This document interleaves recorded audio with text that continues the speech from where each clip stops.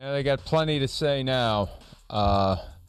John Madden, immortalized when he entered the Hall of Fame, gone at the age of 85, died unexpectedly yesterday morning. And we got a lot to say about John Madden today, Chris. You and I came up at different times. We have different memories of him, but he's been integral to the fabric of football for 50 years, for more than 50 years. And it feels like a family member has passed because we all knew him so well. Even though he didn't know us, we all knew him so well. Anybody who followed football, anybody who loved the sport, loved John Madden because John Madden was basically the unofficial narrator of the game for so many of us. And there was a comfort to hearing his voice. There was a magnitude that was inherent to any game that he was associated with. It really was... and I think that the way I reacted to it, I think it was a common feeling. It felt like a family member had passed. It did to me because for so many families, he was part of your family growing up. He was part of your family. You turn on the TV and you watch football. He's part of your family. You get together with the younger members of your generation and you try to keep within 40 points of them playing the Madden video game. He was always there. Football was always there, and he was always there when football was there. Yeah, 100%. I mean, his legacy is, unmatched as far as just like what his, the things he did for the NFL football game. That's for sure. I mean, it really is. It's sad to see it go. It's such a great, jolly guy who loved football, but could explain it in a way that even though he was a professor of football knowledge, he could explain it to, the most simple of football viewer in a way to where it just made sense. And that's where he was so great, let alone he just had this personality that just kind of, just screamed off or just popped through the TV screen because of the things he said, how he delivered it. He had great creativity with, the turducken and all of those things and giving guys turkey legs after Thanksgiving Day games. And then, of course, the legacy of the video game. I mean, there's a lot of kids that they know Madden. They don't know what he looks like, but they know Madden. And they have a little bit of a feel just because of the opening of the video game and things like that. But his legacy will go on for a long, long time. And for me, Mike, personally, it hurts because I felt like he was the narrator of my dad's life early on in my life. You grew up and he was the coach of the Raiders and coaching against your Vikings team. I grew up and damn, most Sundays it was John Madden and Pat Summerall doing the Giants football game. And I've told you before, just so many memories of seeing him walk around the practice field. He couldn't have been a nicer guy, and it's a shame to see him go. It hurts your soul. Let me take you back to the early 70s when I first discovered football, and he was coaching the other team on that day in December of 1972 when I came to the conclusion while playing with my Hot Wheels, and our house had a living room full of neighbors, and my mother never let anyone into the house without their shoes coming off at the door. That day it was an exception because back in those days, the home games were blacked out within a 75-mile radius, even if the games were sold out, which made no sense whatsoever. The tickets are sold. They still didn't play the games on TV in the local market, the home games. We, for some reason, had an antenna attached to the roof of our house that picked up a station that fell beyond the bubble that otherwise prohibited the broadcast of the game. We were the only ones in the neighborhood who had the Immaculate Reception game. And the moment that happened, and his Raiders were on the wrong end of it, but still, that was the explosion, the eruption of the adults in the room acting like they were kids, and that got my attention because I'm used to the adults acting like adults, not acting like kids. This must be a pretty cool thing. This must be a pretty fun thing if it makes them react this way. I remember that feeling when I was 7, and Madden wasn't happy about the outcome, but then I got to know him as a coach watching the games, and he was so different from the other coaches. Most generations view him as an older person. when he was the coach of the Raiders, and even that's later in his career, he had the long flowing curly hair. He had the polyester pants. He had the polo shirt. He was like the young, cool dad from the neighborhood that you looked up to and you wanted to hang out with. And he wasn't Chuck Noll, Tom Landry, Don Shula. He was this kind of rambunctious, rollicking, jumping around, running around, hair flying everywhere. And his teams were successful, and there was a certain element of incompleteness because the Raiders hadn't won a Super Bowl, because they were one of the great teams of the 70s. They had the best winning percentage. They were always a nemesis for the other great teams, but they never got their own Super Bowl win until the 76 season, and that was the last time the Vikings were in the Super Bowl, and it was hard to be all that mad about it because it felt like John Madden finally got what he deserved. And then I remember how surprising it was when he retired after only 10 years. You just assumed he was going to be coaching for years and years and years, and that was the first stunning early retirement in the NFL that I can remember when John Madden walked away from coaching, because we just all assumed he'd be around for another 10, 20, 30 years as a head coach. Yeah, I mean, again, I wasn't alive at that time, but you know me, I am an NFL historian to a degree. And, yeah, I mean, he did retire as the percentage-wise the most winning coach in the history of football, right? When he did retire after those 10 years, you talked about it. They were very successful. They went to, I think, 5 AFC championship games before they finally won and got to go to the Super Bowl and beat your Minnesota Vikings. And, Mike, you talk about kind of the unorthodox approach of him as a head coach, and that's what I got to see, but it was the unorthodox approach of a guy announcing football games. I mean, that to me, I didn't think it was that crazy when this big jolly guy was drawing big circles and going, hey, you got this guy here, and bam, bam, boom, bing, bam. And I mean, I was like, wow, this is amazing. I don't know what he just said, but I understand what the play he was drawing up and how he diagnosed it, and it made a lot of sense. He could really explain the game while making it fun for the audience, and you could tell him and Pat Summerall were having fun. And it kind of screamed through the TV screen that way. It really was special, Mike, and always seemed like, really nice. I know I've told you before, I'll never forget it. It was 1988, maybe somewhere in there, and it's a Saturday walkthrough, and, my dad's brought me to Giants Stadium for the Saturday walkthrough, but, my he's scared of Bill Parcells still at this point, so I got to sit in the stands while they're going through the walkthrough for a little bit. And I'm watching John Madden and Pat Summerall walk around the field as they watch practice, and they're talking. And then he just looks up at me and he's like, hey, kid, you Simms' son? And I was like, yeah, he was great to me, couldn't be nicer, and then brought me on the Madden Cruiser. And at that point, it was pretty famous, 88, 89, and, let me walk around his bus and see that. Couldn't have been a nicer guy. And it's a shame to see him go. It really is. It's a wealth of football knowledge and stories, and, just a great, great person who seemed like nobody ever disliked the guy. That's the thing that's amazing about him, too.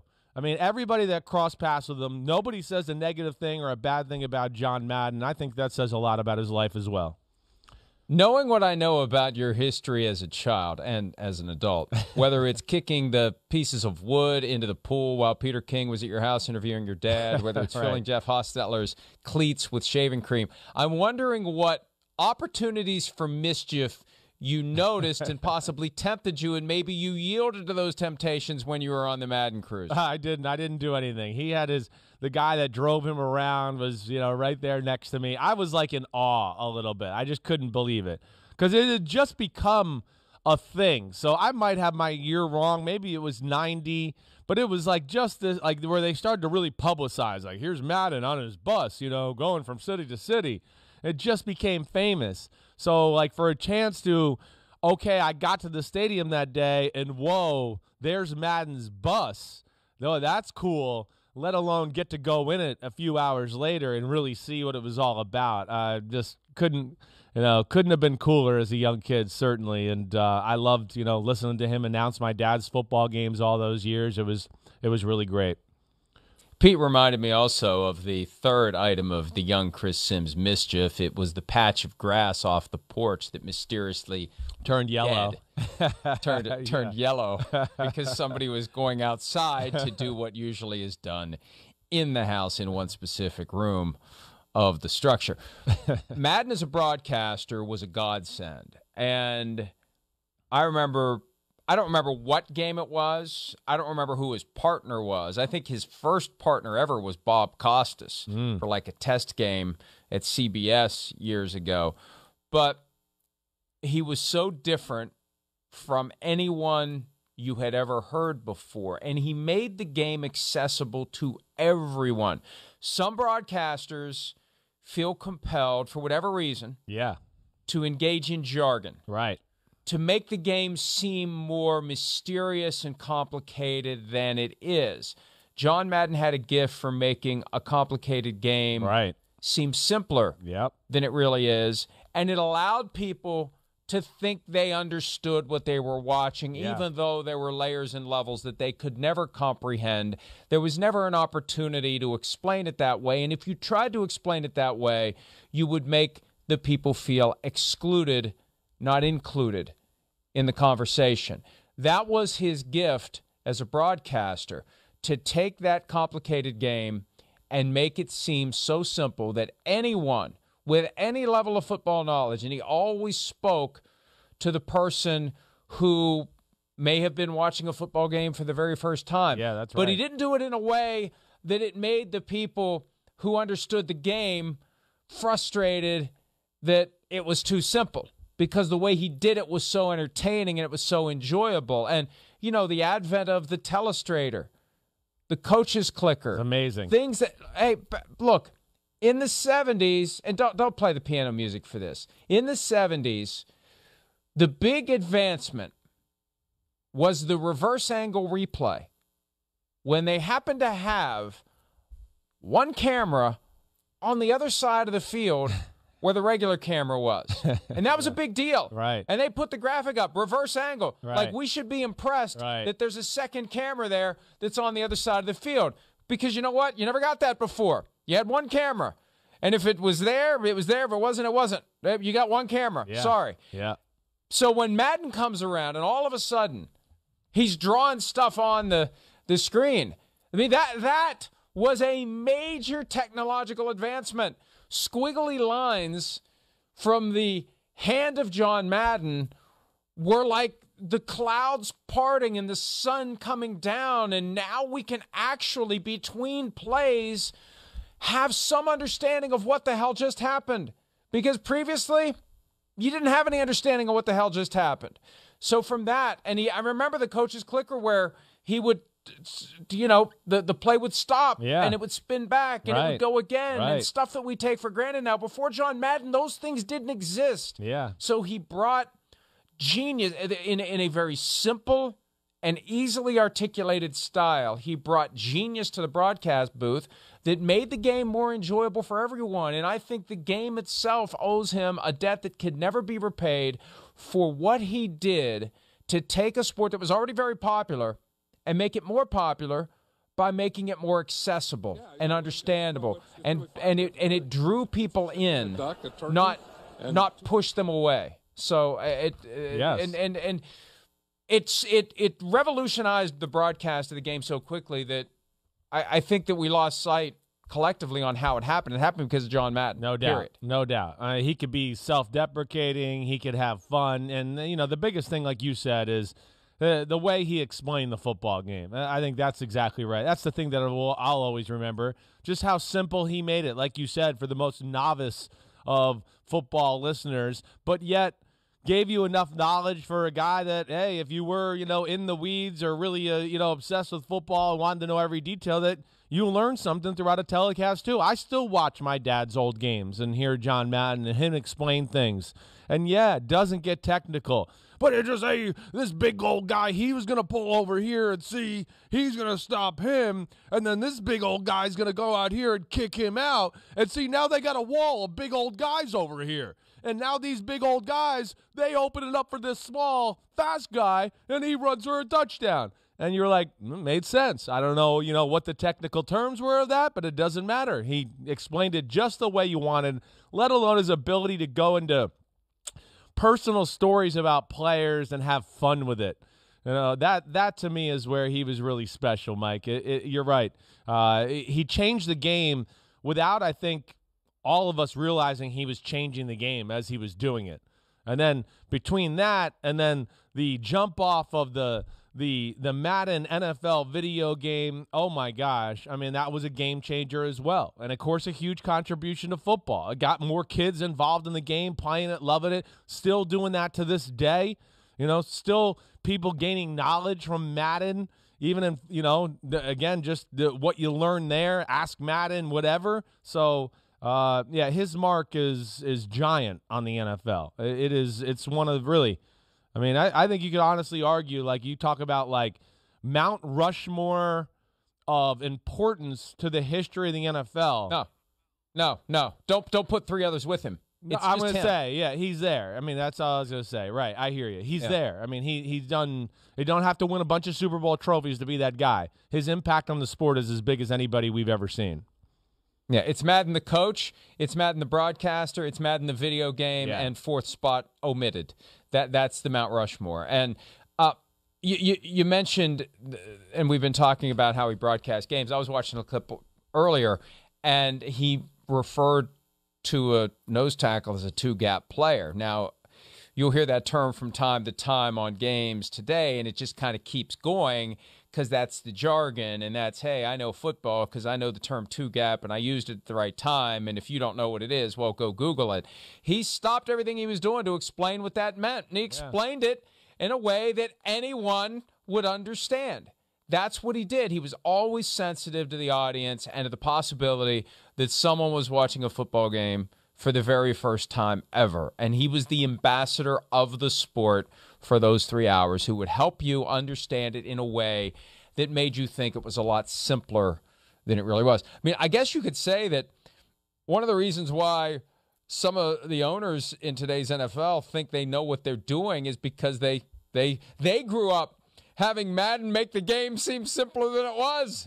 So they thought it was easy. Yeah, it's not. Right. He just had a gift for making it seem easy. And the other thing, too, that enhanced his abilities, he wasn't above commenting on anything that was going on in a very funny way. Right. I mean, just the things he would talk, the things he would see. We were passing around the clip last night of him talking about the 2 Gatorade buckets, getting together and making a baby bucket for the Giants Super Bowl game. We'll actually hear that later in the program. But, and he was always looking for the guys who were having a good time because he was having a good time. I remember when Anthony Carter was playing for the Vikings, he would point out how he was always smiling. He was always happy. He was always having a good time. Yep. He was always on the lookout for those little things that you could point out and you could talk about, because those were the things that the people watching the game noticed. And that's what made him the consummate buddy at the bar. He was the guy that you would want to watch a game with, that you felt like you were watching a game with. Even though you couldn't contribute anything to the conversation, he was contributing everything, and he enhanced the enjoyment of the game. That's what he did.